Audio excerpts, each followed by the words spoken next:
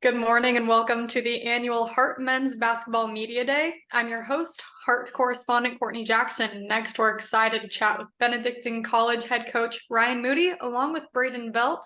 Coach Braden, thanks for joining us. First off, how are you guys doing today? I'm doing good. Thanks for having us. Courtney, we're doing great. We're excited to get the season started and ready to get this thing rolling. Yes, and Coach, your team gets started here in just a few days as you take on NCAA Division II Missouri Western and a little exhibition game down in St. Joe. How much are you looking forward to that matchup? Well, we're looking forward to playing, that's for sure. I'm not sure we're ready, but they're always tough. They're going to be big and fast. We like playing up, so to speak. I don't know how much that comes into play, but the guys are excited. They've been playing against each other for a long time now, and just going to play against somebody else and see how things work or don't work is a big step in the process. So we're excited to go play. For sure. Well, before we get into the team, Coach, introduce us to Braden here. Tell us what he means to your program, both on and off the court. Yeah, so Braden Belt's a senior, fifth-year senior for us, redshirted his first year, comes out of Andover Central. Yep. Andover Central High School. It's a long time. He's been here 5 years. So, but Braden's, I think, one of the best shooting guards in the league. Is just a really, really special three-point shooter. Has developed into a really good guard for us, and had some health issues last year that kind of kept him from, I think, performing to the level that he wanted to perform. So I know he's excited for his senior year to get out there and get another shot at it. I'm sure. Well, Braden, as your career is coming to an end, tell us how you got into basketball in the first place and how you made it to Benedictine.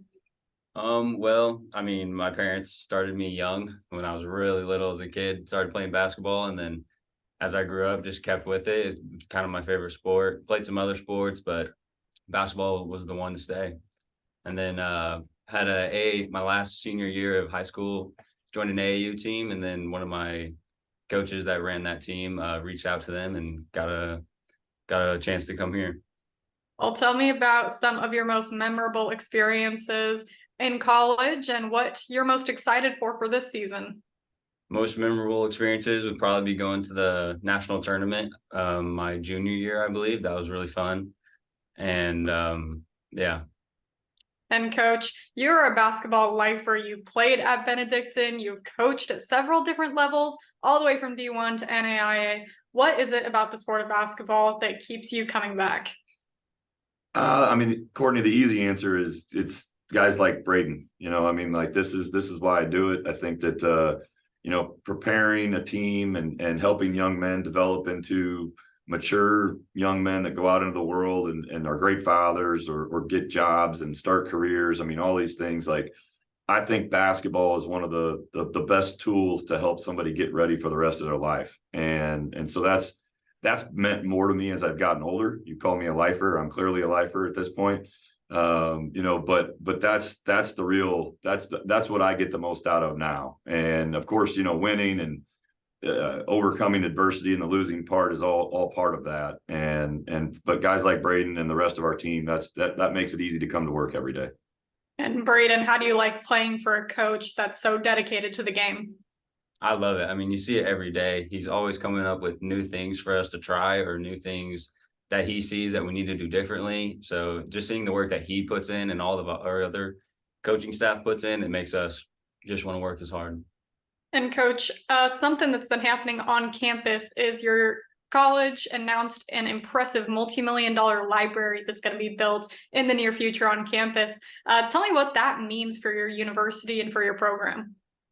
Well, Courtney, let's kind of cut to the chase, right? We probably have one of the best presidents of a small college in the United States at this point in Steve Mittis. And, ever since he took over, this campus has transformed. You mentioned that I attended here, and that was a long time ago, and it's a completely different campus and college now, years later. And all this transformation started years ago. We've built, I think it's 14 new dorms in the last 12 years. We've built a new rec center. We've built all new academic buildings, and now the next step in this transformation of our campus is this $50 million library. And it's pretty cool to watch because the old library came down, and, that's kind of cool to see the cranes and the claws and everything taking the old out. And it'll be really exciting to see the new coming in. It's needed.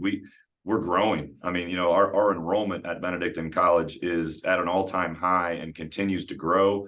We need the space for classrooms. We need the space for students to go study. This is going to be a really, I use the word transformational building, and it's right in the middle of campus, and it's going to take some time now. It's going to take a couple of years, I think, to be done, but it will be very exciting to watch it go up, and it will really help all students, student athletes, students that aren't athletes, everybody. So we're excited to watch it happen. Yes, exciting to see all these small colleges growing and getting a little bit more influence from people in the communities. Well, Braden, tell me, when you are on campus hanging out with your teammates, what are some things you guys like to do when you're not in the gym or on the court? One of our favorite things, at least for me, is after every practice, we go to the caf and eat, and we all sit together as a team. And I think that's just one of the best things that I've experienced throughout the years. Yes, for sure. And Braden, the Heart of America Conference is known for its competitiveness. How have you and your team been preparing to face the challenges this year? Well, we started in the strength room, and we've been putting a lot of work in there. And then we had some conditioning we had to go through. And then now we're just every day going to practice, competing against each other as hard as we can to try to be ready for game one. And Coach, playing off that competitiveness, the Heart impressively sent 5 teams to the NAIA National Tournament last year. Talk about how respected the Heart is nationally in men's basketball. Yeah, I mean, it's no doubt we're respected. I think that we haven't won a national title in a long time, right? As far as winning the big one, but we've definitely represented our league well in national tournaments. And then, since the merger with Division I and Division II and NAIA, which happened about 3 years ago, I think slowly but surely our league has earned a little more respect, if that makes sense. I think getting 5 in last year, I think is a big tip of the cap to the league. But the one thing about the Heart that I think all leagues are similar, but I guess our experience is just in the Heart, is that it's just such a grind. There's from top to bottom great players, great coaches, the competitiveness night in, night out. You never get a break. You don't have a team out there that's only going to win 2 games in a year, and that you just have to show up to win, and that's not happening. Schools have invested in basketball over the last few years, and everybody's getting better, and it's a competitive league that you have to be ready to go. So, I think that this year it's looking from the outside. We haven't been through it yet. We haven't seen our competition, but if you're just looking on paper, this year's Heart is going to be a battle. There's a lot of really good players and definitely good coaches. Yes, and like you said, hard to prepare for it. Right now, you're working with the players to get them ready, but something important is the backbone. Talk about how important the entire coaching staff is for the success of a program. I mean, we talked about how you're a basketball lifer, but so is your associate head coach, John Pierre, also a BC alum. Talk about him and what he has meant to the team. I mean, I don't know what I would do probably without Coach Beard, honestly. He's been here longer than I have as far as, in the basketball world. I think we're going on year 18 for him here, and I think this is 13 for me. He played here, he kind of GA'd here, and then he's never left here.